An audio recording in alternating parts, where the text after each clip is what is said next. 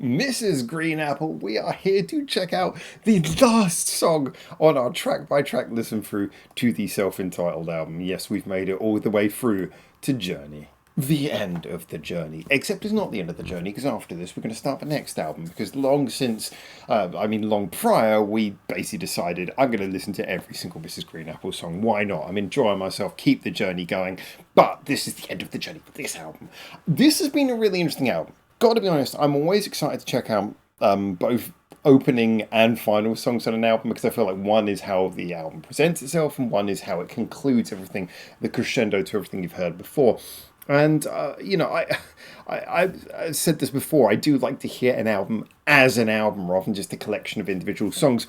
And Mrs. Green Apple do like to present albums like that. And the reason why I keep on doing this track-by-track series is because they are so rewardingly like journeys, each album that we listen to. But I will say this album has been quite interesting. Now, obviously, I'll give more of a conclusion after we finish, but it does definitely seem to me that as their second full-length album, this is definitely the one where they've pivoted from just being creative with the music and the arrangements, and now you're hearing the creativity of Omori taking over more of a production role. There's more digital effects, there's more use of interesting and quirky studio-based concepts, and I got to be honest, as someone who holds songwriting as the main talent for which all of the other talents are downstream, I'm all there for that. I love it. I do think this album has been a bit more hit and miss. There hasn't really been much that I would say I disliked. There's been a couple of songs, like Oz didn't click for me at all. Didn't really like that one hugely, if I'm honest, but it wasn't bad. Most of the other songs, there's been some where they've been kind of fun, but maybe kind of the concept hasn't 100% clicked. Like Summer Festival was really good, but it was kind of like a concept that it felt a little bit awkwardly shoehorned into their sound, but I enjoyed it for what it was. Umbrella, as I mentioned, that felt like a really heartwarming song, but more kind of an attempt to refresh and update an old and early song. There's been kind of like a very interesting feeling that this album was very much a transitional phase for the band rather than necessarily an album that 100% clicks on every single front. That being said, though, I would say that this album had probably the strongest start of any of the ones we've heard so far. And this is remembering, of course, that I've already, although we're now doing everything in chronological order, I've already done the most recent two albums as well. So, Attitude and Antenna are two albums that I've listened through, and even those did not have as strong a start as this album did. So this is an album that definitely takes a very interesting approach compared to any of the other Mrs. Green Apple albums. And as a result, gives us some of the most interesting talking points of any of the albums. But here we are, at the end. It's a 2-minute 57-second long song. As much as I'm looking forward to this in a way, kind of a bit sad to say goodbye to this one, because I get the feeling that when we get onto the next album, which I believe is Ensemble, I will double check because I'm also doing the EPs as well, but when we get onto the next album, I get the feeling that we're going to hear a more together Mrs. Green Apple, and maybe the album will probably be more, it might be a better album, but I suspect it's not going to be quite as the disjointed, playful, transitional kind of ethos of this album might not be as strongly present on Ensemble. That's my guess. But anyway, here we are. Let's stop delaying the inevitable. Let's listen to the last song on the self-entitled album, This Journey. Yeah, just go for it.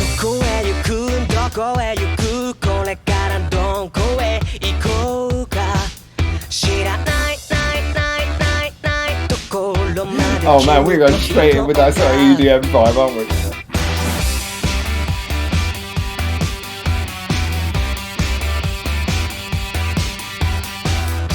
That punchy looped saw synth there, with the phaser. Very chip-chip.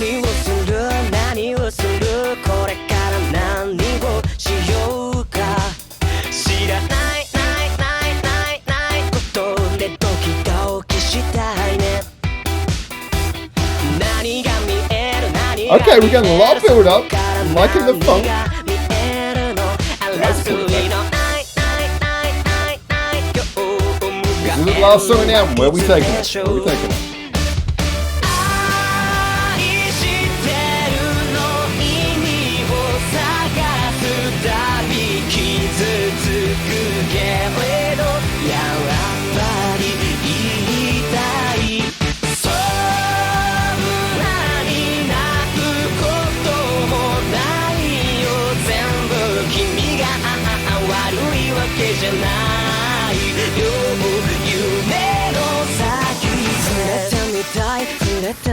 たいその肌に触れてみたいな眠れないないないないない夜 It's a pretty conceptually straightforward song, but it's got a really kind of cool groove to it. 信じれない君の口癖はそうだ信じてみたいたいたいたいたい君はどこに行ったのだろうそばにいたい意味を探すたび気づいちゃうけどやっぱりやっぱり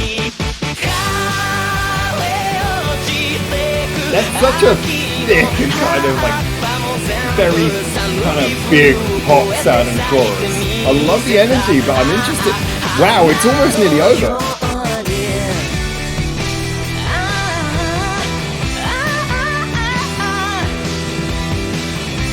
I was not expecting it to nearly be over by now.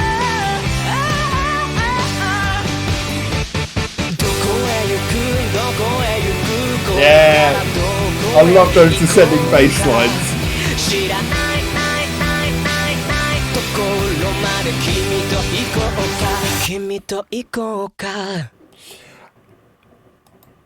This one is a bit of an interesting one. Okay, so I'm going to be honest with you. As an actual song, really enjoyed it. I thought it was, it definitely does play as a song that benefits from the context of this album, because this is an album that's all about kind of lo-fi, high distortion, EDM techniques, using a little bit of digital synths in there, that kind of feeling. That's what this album's about, and this fits into that kind of mold. This isn't a song that, scrolling down to double check the names, but yeah, it kind of reminds me of things like Ubu, reminds me a lot of things like Just a Friend. You know, it really kind of hits into that extremely compressed, but very deliberately kind of songs. It's got a poppy chorus. I think that the way that everything comes together with the synths, and you get this kind of gloriously strong head-banging chorus with just thick sound, wall of sounding through the headphones. That's all great. Is it a satisfying last song on an album? No. This is really weird, because I was just waxing lyrical a minute ago about how Mrs. Green Apple seem to be very deliberate with their album structures. And I mean, don't get me wrong, I think sometimes bands will deliberately put something unexpected at the end of an album, because it's kind of interesting, like ending on a song like this. It's just kind of a short pop song rather than doing something with a bit more ceremony. But you can go so many different ways with the end of an album. You can have something which is big and glorious. You can have something that's short and modest. You can have something that's unexpected. But the weird thing is, this song wasn't particularly unexpected, because, as I say, it is kind of in keeping with some of the songs that are earlier on the album. It's kind of got a poppy vibe, but it's not the most poppy. This kind of feels like the quintessential example of a mid-album track, in that it does nothing wrong. It does a lot of things right, but it doesn't quite do anything exceptional. You know, there are catchier songs, there are poppier songs. This kind of got some cool synth stuff in there. There's songs that have some slightly cooler synth stuff in there. It's got, and you know, the last song on the album doesn't have to be the best song either, but usually an album would end on something that kind of feels like a conclusion. This song doesn't even feel like, I mean, the ending feels a little bit out of nowhere as well. It's nice. I like it. And if it was on the middle of the album, I'd probably be going, cool, like a nice short little song, and everything moves along. But this does feel like, I mean, if I was listening to this album and I didn't notice the last song, and I've had this a couple of times on albums that maybe I wouldn't describe as highly as this one, you'll just be sitting, you'll be listening to it, maybe not 100% focusing, just kind of letting the album sort of wash past and just kind of feeling it. And usually with a lot of albums, when you listen for the first time and you're not paying attention to the tracks, you're just kind of listening, you can usually tell kind of when it's building to the end. You usually get a sense of it, even without checking the track list.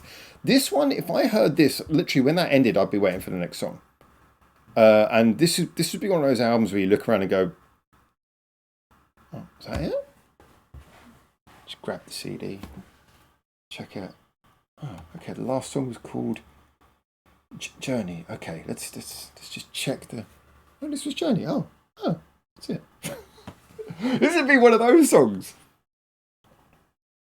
Look, I already said that on this channel when we do these track by track reactions.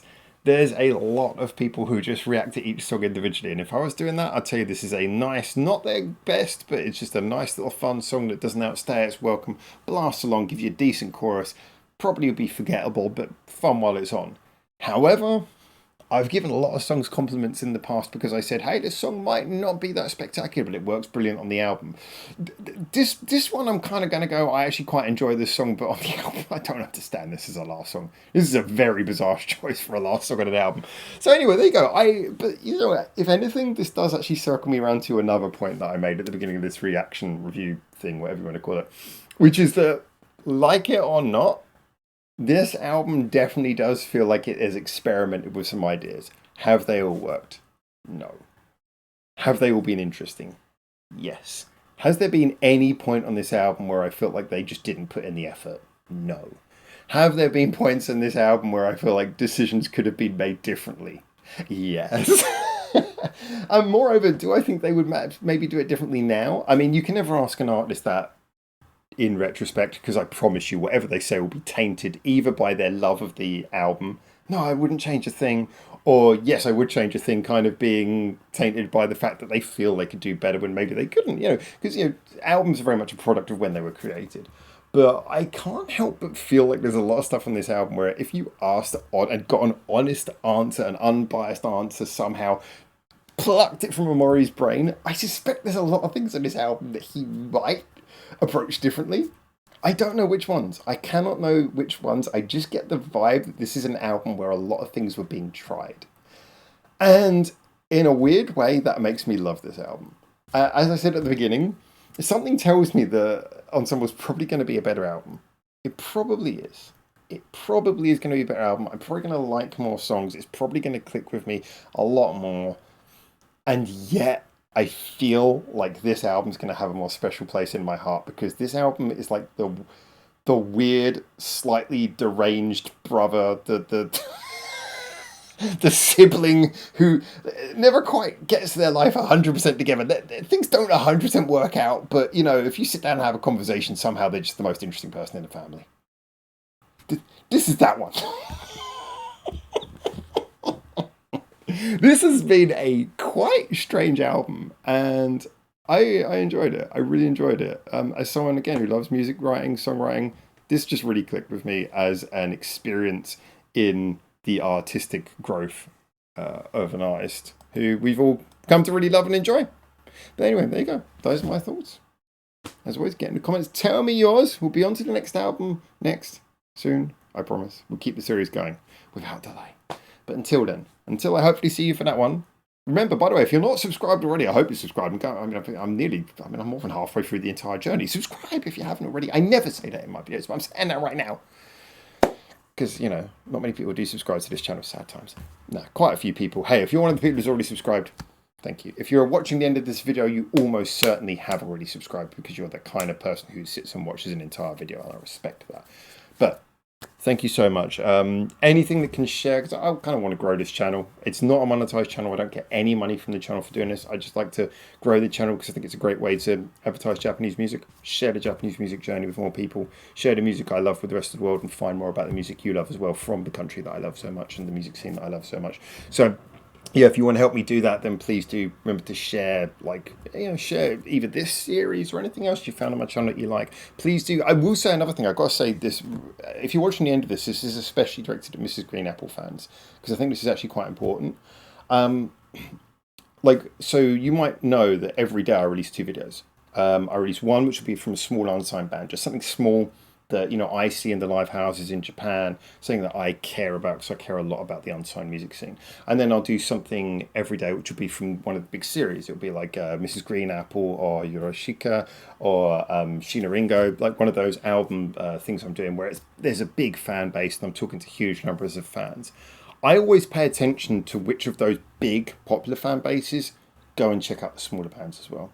And I will say that one of the things that's really been heartwarming to me is that so many people from the Mrs. Green Apple fans who I've seen who've come to my channel through those have then gone on to watch some of those unsigned videos, and I see you in the comments and I see you in those things. And that means a lot to me. That really means a lot to me. So I actually wanted to take this opportunity to say a big thank you to the Mrs. Green Apple fan base for being there's so many people from all of them, but it just seems there's a lot of people from the Mrs. Green Apple fan base who are there, who are checking out the other videos as well. And I'm not saying this for my channel. Like I said, this isn't a monetized channel. I say this because I really appreciate the fact that you guys are showing love and support for those small bands. So anyway, there you go. Just thought I'd add that onto the end, because we're going to be on to the next album next pretty soon, and then I'm going to have a lot more to talk about. And as I was going to say a couple of minutes ago before I cut myself off, until I hopefully see you very soon for the next one of these. For now. Ciao, ciao.